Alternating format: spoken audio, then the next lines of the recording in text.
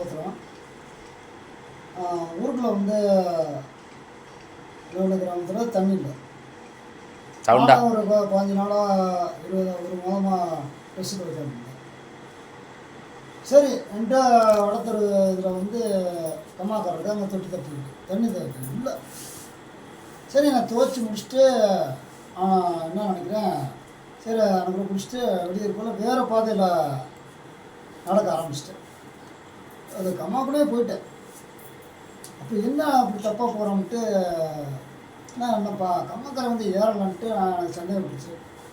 ஆண்டவரே இது பாதை கொள்ளாங்க சரியான பாதைக்கு போக விடாமல் கொள்ளாங்க தப்பான பாதையை போயிட்டு போகிறான்ட்டு வயசு சொன்னேன்.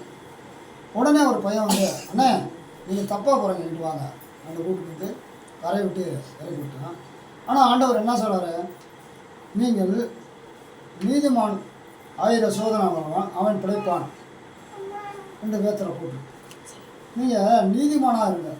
அதனால தான் ஆண்டவர் நீதிமானுக்கு 1000 இளைஞர் வராங்க. இருந்தாலும் அத்தனை நீக்கி ஆண்டவர் நம்ம பாவத்தை அவரே பழியை ஏற்றுக்கிட்டார் இல்லையா.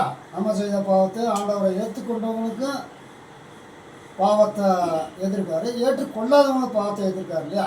அதே போல் நம்மளையே என்னைய ஆண்டவர் பல்லும் மேலும் கொண்டு கடத்தி என்னைய கர்த்தருக்கு ஊக்குவிச்சு அந்த கர்த்தருக்கு அல்லேலூயா.